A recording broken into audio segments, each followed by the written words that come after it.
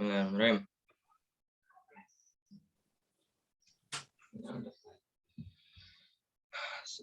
Assalamualaikum warahmatullahi wabarakatuh. Selamat pagi. Jadi pada kesempatan video kali ini saya akan mewawancarai salah satu guru dari Cikande yang mengajar di Sekolah Menengah Pertama Cikande 1. Selamat pagi, Teh Nining. Apa kabar? Alhamdulillah baik. Oke. Jadi saya mau menanyakan seputar pembelajaran daring saat Teh Nining mengajar di sekolah SMP 1 Cikande. Jadi pertama Teh Nining sudah mengajar di sekolah tersebut sejak kapan? Sejak 2018. Jadi terhitung 3 tahun ya. Oke. Terus pas pembelajaran selama COVID nih sudah dijalani berapa lama sih? COVID kan 2020 ini ya. 2019 atau 2020 sih? Sebenarnya 2019 ya? 2019 akhir sih sudah ada sebenarnya. Cuman masih berkembang banyaknya pas 2020. COVID. Ya 2020 bulan Maret ya. Nah itu pertama kali diliburkan. Jadi semenjak itu terhitung 1 tahun ya, hampir 2 tahun sih. 1 tahun fullnya. Kemudian sampai sekarang masih pembelajaran yang yang dikondisikan dengan COVID-19 begitu. Lalu ada nggak sih kendala-kendala yang dihadapi saat pembelajaran pada saat pandemi COVID-19 ini? Tentu ada ya, kalau kendala itu ada. Yang pertama sih dari motivasi belajar siswa sih ya. Karena pembelajaran daring atau pembelajaran online, jadi siswa itu merasa di rumah itu merasa libur gitu ya, merasa bebas. Walaupun memang ada beberapa subjek, ada beberapa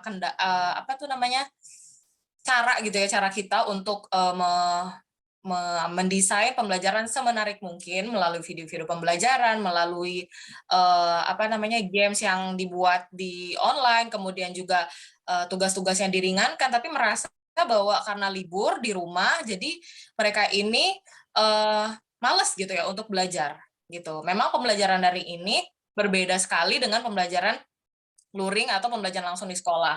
Nah, karena kemarin itu sudah adaptasi ya, ada PTMT, pembelajaran tatap muka terbatas, kemudian mereka itu merasakan perbedaan sekali gitu ya, ketika saya jelaskan melalui video, melalui YouTube, dengan pembelajaran langsung, ada respon yang sangat luar biasa dari mereka ketika menanggapi materi-materi itu dengan mudah dipahami ketika pembelajaran langsung. Jadi pembelajaran online itu kendalanya itu pertama motivasi belajar siswa, yang kedua adalah yaitu pemahaman siswa melalui pembelajaran daring ini masih kurang ya, dan dari hasil belajar juga sangat berbeda sekali gitu.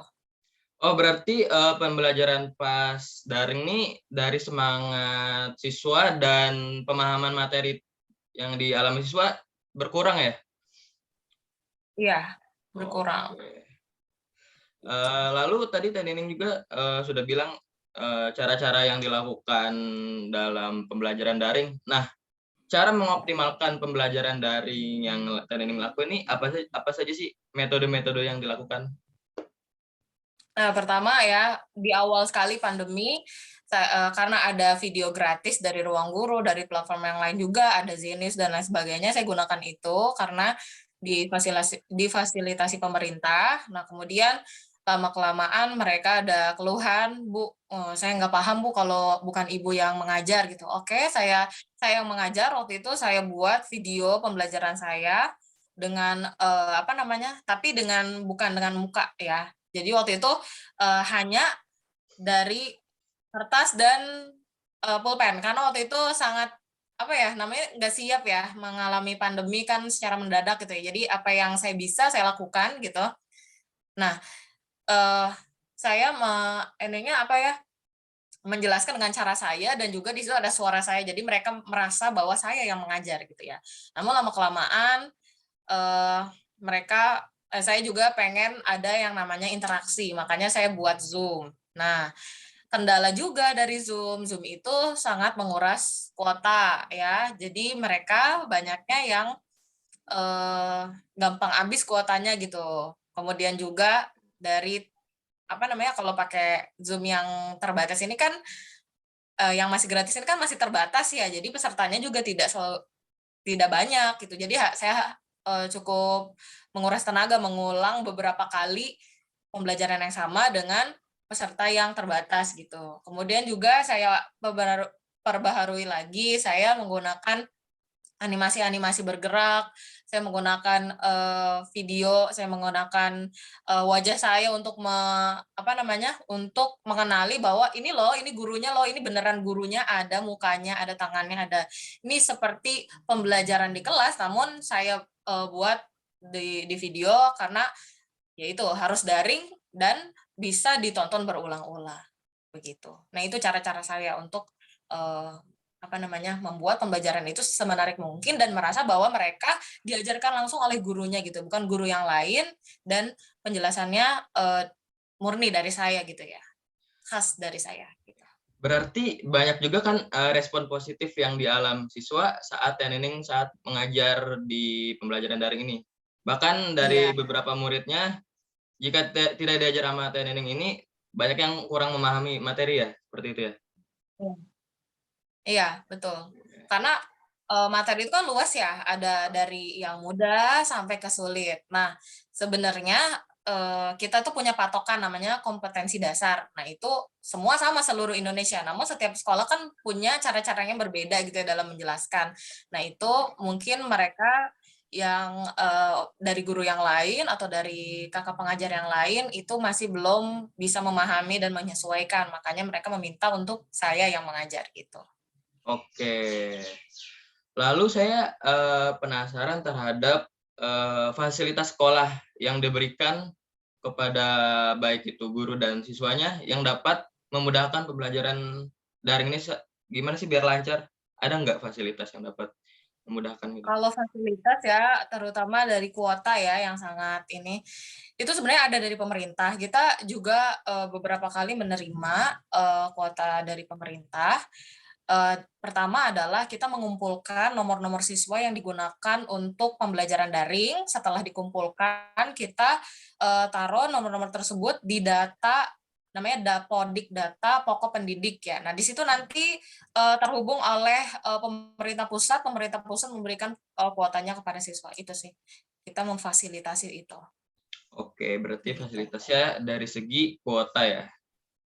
Iya, kemudian juga kalau misalnya ada siswa yang memang kurang mampu, kemudian tidak punya fasilitas seperti handphone yang menunjang, ya smartphone ya, kalau sekarang ini memang mesti smartphone, ya seperti Android dan lain sebagainya. Kalau siswa tidak punya, kita datangkan siswa tersebut ke sekolah, kita berikan lembar kerja siswa atau tugas-tugas berupa tugas kertas gitu yang langsung tidak online, seperti itu. Oh, berarti cara yang tadi siswa tidak mempunyai fasilitas HP misalkan, bisa langsung datang ke sekolah untuk mengerjakan secara langsung ya, tugas-tugas? Iya, iya. Oke. Menurut Teh Nining, baik buruknya pembelajaran daring pada tahun 2020 sampai 2021 nih apa sih? Kalau boleh tahu?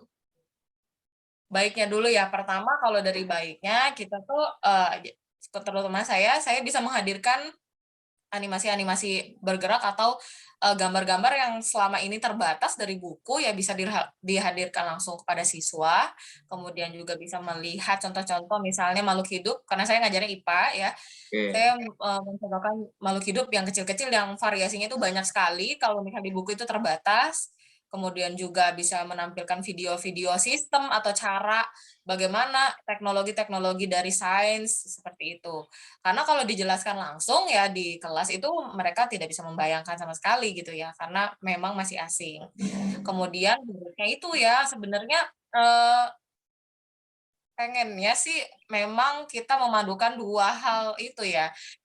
Tadi buruknya adalah seperti motivasi belajar siswa itu kurang, karena tidak diawasi di rumah, karena bapak ibunya juga bekerja, kemudian juga kalau di rumah kan belajarnya sendiri, kalau di sekolah itu belajarnya bareng-bareng. Jadi ada apa ya, komunitas sosial di dalam suatu kelas sehingga mereka merasa bahwa, "Oh iya emang lagi belajar, ini waktunya belajar." Jadi memang harus belajar. Kalau di rumah ngerasa sendiri, ngerasa waktu bebas gitu loh. Jadi, ya itu motivasi dalam diri mereka itu kurang kalau misalnya pembelajaran daring, gitu ya. Berarti, buruknya dari segi semangat belajar karena itu juga berpengaruh terhadap pemahaman materi siswa ya? Iya, betul. Oke. Terakhir nih, harapan ke depannya untuk, pembelajaran daring atau yang sekarang nih udah bertahap gitu mau ke tahap, apa namanya, pembelajaran tatap muka lagi, gimana nih harapannya? Mhm. Oke, kalau misalnya dari kemarin kan kita belum ada kabar ada varian baru ya, Omikron ya. Oh, iya iya. Jadi kalau harapannya tuh, memang saya rasa bakal seperti PTMT atau pembelajaran tatap muka terbatas. Jadi siswa itu memang sudah masuk ke sekolah, cuma dibagi 2 sesi gitu. Karena terbatas gitu, apa tuh namanya, siswa bisa belajar langsung, namun guru memang harus belajar ngajarnya 2 kali gitu.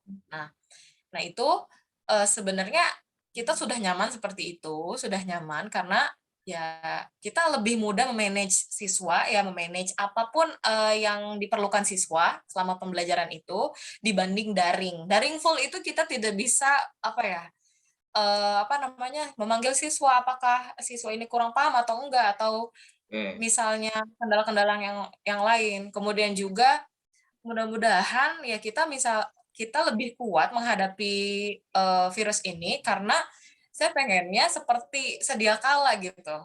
Tidak ada walaupun PTMT kemarin alhamdulillah sudah berjalan dengan baik ya, tapi saya lihat siswa itu selama pembelajaran itu pakai masker, kasihan gitu, apa ya namanya, ngap gitu ya, sesekali memang boleh dibuka.